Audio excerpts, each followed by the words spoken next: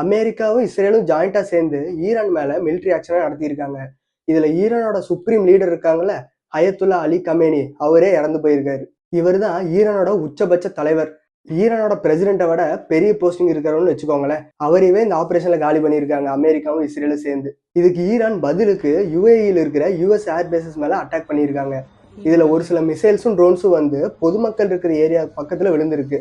இப்ப கரண்டா என்ன நடந்துட்டு இருக்கு, யுஏஇல எங்கெங்க மிசைலை வச்சு அடிச்சிருக்காங்க, ஈரான்ல இப்ப என்ன சுச்சுவேஷன் போயிட்டு இருக்குன்னு இந்த வீடியோல நம்ம டீட்டெயிலா பார்க்கலாம். நம்ம ரெகுலரா ஜியோ பாலிடிக்ஸ் டிஃபென்ஸ் அப்டேட்ஸ் கொடுத்துட்டு இருக்கோம்.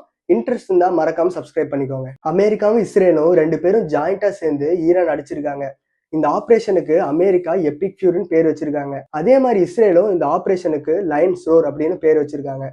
இவங்க அவங்களோட ஃபைட்டர் ஜெட்ஸை யூஸ் பண்ணி மிசைல் லான்ச் பண்ணி அடிச்சிருக்காங்க.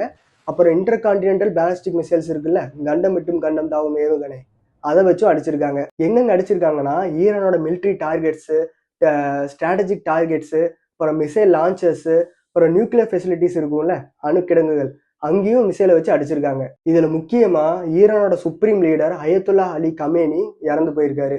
இதை வந்து ட்ரம்ப்பும் இஸ்ரேல் பிரைம் மினிஸ்டர் பெஞ்சமின் நெத்தன்யாவும் அஃபிஷியலா அனௌன்ஸ் பண்ணியிருக்காங்க. இவங்க அனௌன்ஸ் பண்ண கொஞ்ச நேரத்துக்கு ஈரானுக்கிட்ட இருந்து எந்த கன்ஃபர்மேஷனும் வரல. பட் கொஞ்ச நேரம் கழிச்சு ஈரானும் அஃபிஷியலா கன்ஃபார்ம் பண்றாங்க அவங்களோட சுப்ரீம் லீடர் இறந்துட்டாங்கன்ட்டு. ஒரு நாட்டோட சுப்ரீம் லீடர், பிரசிடென்ட்டை விட பவர்ஃபுல்லான போஸ்டிங் இருக்கிறவரை அமெரிக்காவும் இஸ்ரேலும் சேர்ந்து பெர்ஃபெக்டா ஸ்கெட்ச் போட்டு தூக்கியிருக்காங்க. இவர் தான் ஈரானோட ஃபுல் கண்ட்ரோல். ஈரானோட கவர்மெண்ட் பாலிசிஸ், இந்த உள்ள இருக்கிற இன்டர்னல் பாலிடிக்ஸ், ஈரானோட ஃபாரின் பாலிசி, மிலிட்ரி, அப்புறம் அவங்க அந்த சுப்ரீம் லீடருக்கே தனியா ஒரு மிலிட்ரி ஃபோர்ஸ் ஒன்று இருக்கு, ஐஆர்ஜிசின்னு, ஈரானியன் ரெவல்யூஷனரி கார்ட்ஸ்ன்ட்டு. அது டைரக்டா இவரோட கட்டுப்பாடு கீழேயே வருது. இவங்க தான் இந்த சுப்ரீம் லீடரை கொன்னதுக்கு வந்து நாங்க பழி வாங்குவோம்னு சொல்லி இப்போ அனௌன்ஸ் பண்ணியிருக்காங்க. இந்த அட்டாக்ல அவர் மட்டும் கொல்லப்படலை, அவங்களோட பேரன், பேத்தி, பொண்ணு, மருமகன் சொல்லி நிறைய பேர் இறந்துருக்காங்க. குறிப்பா இவரோட அதிபர் மாளிகை இருக்கும்ல, அங்க, அப்புறம் அவரோட வீடு, அப்புறம் ஸ்பெசிஃபிக்கா ஆஃபீஸ்னு எல்லா இடங்கள்லயும் டார்கெட் பண்ணியிருக்காங்க. ட்ரம்ப் வந்து இனிஷியலா இந்த அட்டாக் நடந்ததுக்கு அப்புறம் இதோட நிறுத்திக்கலாம், ஈரான் கிட்ட நீங்க சரண்டர் ஆயிருங்க, நாங்க இந்த விஷயத்த வந்து எஸ்கலேட் பண்ண மாட்டோம், இல்லைன்னா ஹிஸ்டரியிலே இல்லாத அளவுக்கு நாங்க பயங்கரமா அட்டாக் பண்ணுவோம்னு சொல்லியிருந்தாரு. சொல்லிட்டு ஈரானோட மக்கள் கிட்ட நான் பேசுறேன் அப்படின்னு சொல்லி பேச ஆரம்பிக்கிறாரு. என்ன சொல்றாருன்னா, half of your freedom at your hand அப்படின்னு சொல்றாரு. இது என்னன்னா, வரலாற்றே இல்லாத ஆப்பர்ச்சுனிட்டி உங்களுக்கு கிடைச்சிருக்கு, நாங்க வந்து ஈரான் அட்டாக் பண்ற டைம்ல நீங்க அங்க போராட்டம் நடத்தி ஆட்சியை கவுழ்த்துருங்க, ரெஜிம் சேஞ்சுக்கான விஷயங்களை நீங்க பண்ணுங்கன்னு சொல்லி சொல்றாரு. இன்னொன்னு, மக்கள் யாருமே வெளியே வர வேண்டாம், வீட்லயே இருங்க, ஏன்னா இன்னும் கொஞ்ச நேரம் கழிச்சு வானத்துல குண்டு மழை பொழியும், எல்லா இடத்துல இருந்து யூஎஸ் ஈரான் அட்டாக் பண்ணுவோம், அதனால யாரும் வெளியே வராதீங்க அப்படின்னு சொல்லி சொல்றாரு. அடுத்து, இது வந்து ஹிஸ்டரியிலே இல்லாத ரேர் மூமெண்ட்டு, உங்களோட ஜென்ரேஷன்ஸ்க்கே யாருக்கும் கிடைக்காத ஆப்பர்ச்சுனிட்டி இப்ப இருக்கிற மக்களுக்கு கிடைச்சிருக்கு, இது யூஸ் பண்ணிக்கோங்க, நாங்க உங்க கவர்மெண்ட்டை டார்கெட் பண்ணும்போது நீங்களும் டார்கெட் பண்ணி ரெஜிம் சேஞ்சை கொண்டு வாங்க அப்படின்னு சொல்லி சொல்றாரு. சரி, பேசிக்கா எதுக்கு இந்த பிரச்சனை ஆரம்பிச்சதுன்னா, ஈரான் வந்து சீக்கிரட்டா நியூக்ளியர் வெப்பனை தயாரிக்கிறாங்கன்னு சொல்லி இன்ஃபர்மேஷன் வந்து அமெரிக்காவோட சிஐஏக்கும் இஸ்ரேலோட ஸ்பை ஏஜென்சியான மொசாதுக்கும் போகுது. இது இப்ப இல்ல, ரொம்ப வருஷங்களுக்கு முன்னாடியே இந்த இன்ஃபர்மேஷன் போயிடுச்சு. 2015 ஒபாமா பிரசிடென்டா இருக்கும்போது ஈரான் கூட ஒரு டீலை போடுறாரு. ஒரு நியூக்ளியர் வெப்பனை தயாரிக்கணும்னா ஒரு மூலப்பொருள் வந்து அதுக்கு தேவைப்படும். அந்த மூலப்பொருள் எதுனா யுரேனியம். ஒரு யுரேனியமை 90% மேல என்ரிச் பண்ணா, செறிவூட்டுனா அது நியூக்ளியர் வெப்பனா மாத்தலாம். இதை என்ரிச் பண்றதுக்கு முன்னாடி நார்மலா கரண்ட் ப்ரொடியூஸ் பண்றதுக்கும் யூஸ் பண்ணலாம். ஸோ ஈரான் நாங்க நியூக்ளியர் வெப்பனை தயாரிக்கல அப்படின்னு சொல்லி சீக்கிரட்டா தயாரிச்சுட்டு இருக்கிறாங்கிறதா இந்த கோர் ப்ராப்ளமே. சரி, இவங்க தயாரிச்சா என்ன, இந்தியா வச்சிருக்கு, பாகிஸ்தான் வச்சிருக்கு, யூஎஸ் வச்சிருக்கு, ரஷ்யா வச்சிருக்கு, ஏன் ஈரான் கிட்ட இருக்கக்கூடாதா அப்படின்னா, இஸ்ரேல் என்ன சொல்றாங்கன்னா, ஈரான் கிட்ட நியூக்ளியர் வெப்பன் போச்சுன்னா அது உலகத்துக்கே பேராபத்து, அது அமெரிக்கா அப்புறம் அவங்களோட அலையன்ஸ்னு சொல்ற எல்லா நாடுகளுக்குமே ஒரு பேராபத்துல போய் முடியும் அப்படின்னு சொல்லி இஸ்ரேலும் அமெரிக்காவும் நினைக்கிறாங்க. அது மட்டும் இல்ல, ஈரான் வந்து இன்டர் கான்டினென்டல் பேலிஸ்டிக் மிசைலை தயாரிக்கிறாங்க. இந்த கண்டம் விட்டு கண்டம் தாவு ஏவுகணையை வந்து நிறைய தயாரிக்கிறாங்க. இப்ப ரீசெண்டா கூட அவங்களோட அண்டர் கிரவுண்ட் மிசைல் சிட்டியோட வீடியோ கூட ரிலீஸ் பண்ணியிருந்தாங்க. இதெல்லாம் வந்து அமெரிக்காவுக்கும் இஸ்ரேலுக்கும் சுத்தமா பிடிக்கல. இந்த அட்டாக் வந்து சடனா நடந்துருச்சானா இல்ல, இப்ப 2023 ஜனவரியில கூட டிப்ளமேட்டிக் டாக்ஸ் யூஎஸும் ஈரானும் வந்து பேச்சுவார்த்தைகள் நிறைய நடத்தினாங்க. பட் பேச்சுவார்த்தைகள் வந்து சக்சஸ்ஃபுல்லா ஆகல. அதோட வெளிப்பாடு தான் வந்து இந்த மிலிட்ரி அட்டாக்ஸ். சரி, இதெல்லாம் நடக்கிறதுக்கு ஒரு 2 மாசம் முன்னாடி தான் ஈரான்ல மிகப்பெரிய ஒரு ப்ரொடெஸ்ட் போயிட்டு இருந்துச்சு. அவங்களோட எல்லா ப்ராவின்ஸ்லயும் எல்லா சிட்டிஸ்லயும் மிகப்பெரிய ப்ரொடெஸ்ட் போயிட்டு இருந்தது. எதுக்குன்னா, ஈரான்ல எல்லா விலைவாசி வந்து ஓவர் நைட்ல இன்க்ரீஸ் ஆயிடுச்சு, மக்கள்னால பேசிக்கா தேவைப்படுற விஷயங்களை கூட வாங்க முடியல அப்படின்னு சொல்லி இந்த ப்ரொடெஸ்ட் ஆரம்பிச்சது.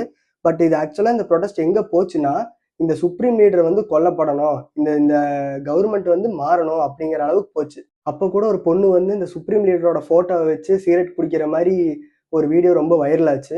அப்பவே ட்ரம்ப் வந்து ஈரான்ல இருக்கிற மக்கள் கிட்ட, நீங்க போராடுங்க, உங்க கவர்மெண்ட் என்ன பண்ணாலும் நீங்க போராடுங்க, நான் உங்க கவர்மெண்ட்டை பாத்துக்கிறேன் அப்படின்னு சொல்லியிருந்தாரு. அது மட்டும் இல்ல, இந்த ஈரானோட கவர்மெண்ட் கிட்ட வந்து மக்களை ஃப்ரீயா ப்ரொடெஸ்ட் பண்ண விடுங்க, அவங்கள நீங்க டார்ச்சர் பண்ணீங்கன்னாவோ இல்ல அவங்க மேல அட்டாக் பண்ணீங்களாவோ அமெரிக்கா வந்து இந்த பிரச்சனைக்குள்ள இன்வால்வ் ஆகும், நாங்க உங்க மேல அட்டாக் பண்ணுவோம்னு சொல்லியிருந்தாரு. அதுக்கப்புறம் ஈரானும் யூஎஸும் கொஞ்சம் பேச்சுவார்த்தை மூலியமா சுமூகமா அது பிரச்சனையை முடிச்சிட்டாங்க. ஆனா அப்ப முடிஞ்ச பிரச்சனை தான் இப்ப 1000 மடங்கு விஸ்வரூபம் எடுத்து இப்ப நடந்துட்டு இருக்கு. சரி, இந்த அட்டாக்கு ஈரான் வந்து எப்படி பதிலடி கொடுத்தாங்க? அமெரிக்காவும் இஸ்ரேலும் இந்த அட்டாக் லான்ச் பண்ண கொஞ்ச நேரம் கழிச்சு ஈரான் வந்து அவங்களோட பேலஸ்டிக் மிசைலு, இந்த இன்டர் கான்டினென்டல் பேலஸ்டிக் மிசைலு, அப்புறம் அவங்க சாஹித் ட்ரோன்ஸ் வச்சிருக்காங்க. அந்த சாஹித் ட்ரோன்ஸை வச்சு யுஏஇல இருக்கிற யுஎஸ் மிலிட்ரி பேசஸை டார்கெட் பண்றாங்க. குறிப்பா எந்தெந்த இடங்களை டார்கெட் பண்றாங்கன்னா, Qatar, Bahrain base, Kuwait base, அப்புறம் ஜார்டன் பேஸை மெயினா டார்கெட் பண்றாங்க. அப்புறம் துபாய், அபுதாபி மாதிரி இடங்கள்ல நிறைய மக்கள் இருக்கிற இடங்களுக்கு பக்கத்துலயும் இந்த மிசைல்ஸ் ட்ரோன்ஸ் விழுகிறத நம்மளால பார்க்க முடியுது. நிறைய வீடியோஸும் நிறைய சர்க்குலேட் ஆயிட்டு இருக்கு. அதே மாதிரி துபாயில் இருக்கிற பாம் ஜுமைரா அப்படிங்கிற ஹோட்டலுக்கு பக்கத்துல அந்த இடங்களை சுத்தியும் ட்ரோன் அட்டாக் நடந்து ஃபுல்லா ஃபயர் வந்துட்டு இருக்க மாதிரி வீடியோ சர்க்குலேட் ஆயிட்டு இருக்கு. இந்த அட்டாக்ல வந்து கிட்டத்தட்ட 4 பொதுமக்கள் வந்து காயமடைஞ்சிருக்காங்கன்னு சொல்றாங்க. இப்ப ஈரான் வந்து இந்த மிசைல் லான்ச் பண்ணதுக்கு அப்புறம் யுஏஇ இருக்கிற அந்த நாடுகள் வந்து அவங்களோட ஏர் டிஃபென்ஸ் சிஸ்டமை ஆன் பண்ணி வைக்கிறாங்க. அப்ப என்ன பண்ணுன்னா, உள்ள வர மிசைலை வந்து இந்த ஏர் டிஃபென்ஸ் சிஸ்டம்ல இருந்து போற மிசைல் வந்து இன்டர்செப்ட் பண்ணும். இன்டர்செப்ட் பண்ணி அந்த விழுகிற அந்த இன்டர்செப்ட் பண்ணி அந்த உடஞ்சி விழுகும்ல அந்த மிசைலோட டெப்ரிஸ், அது வந்து பொதுமக்கள் இருக்கிற இடங்கள்ல விழுகுது. இதனால அபுதாபியில ஒருத்தர் இறந்து போயிருக்காரு. ஈரான் வந்து டோட்டலா 137 மிசைல்ஸ் அப்புறம் 209 ட்ரோன்ஸை வந்து யுஏஇ மேல லான்ச் பண்ணியிருக்காங்க. இதோட விளைவா என்ன ஆகுதுன்னா, யுஏஇ ஃபுல்லுமே ஏர் ஸ்பேஸை க்ளோஸ் பண்ணி வச்சிடுறாங்க. ஈரானும் அவங்களோட ஏர் ஸ்பேஸை க்ளோஸ் பண்ணிட்டாங்க, இஸ்ரேலும் ஏர் ஸ்பேஸை க்ளோஸ் பண்ணிட்டாங்க, யுஏஇயும் ஏர் ஸ்பேஸை க்ளோஸ் பண்ணிட்டாங்க. இதனால அங்கிருந்து போற வர ஃப்ளைட் எல்லாமே இப்போ கேன்சல் ஆயிருக்கு. யுஏஇயில் இருக்கிற நம்ம ஃப்ரெண்ட்ஸுக்கு எல்லாரும் வீட்லயே சேஃபா இருங்க, அனாவசியம் இல்லாம எங்கேயும் வெளியே போக வேண்டாம். அடுத்து என்னென்ன நடக்குதுன்னு நமக்கு தெரியாது. சுச்சுவேஷன் நார்மல் ஆகுற வரைக்கும் எங்கேயும் வெளியே அனாவசியமா போக வேண்டாம். சரி, இப்போ ஒரு இன்ட்ரெஸ்டிங்கான விஷயம் வந்து ஆன்லைன்ல போயிட்டு இருக்கு.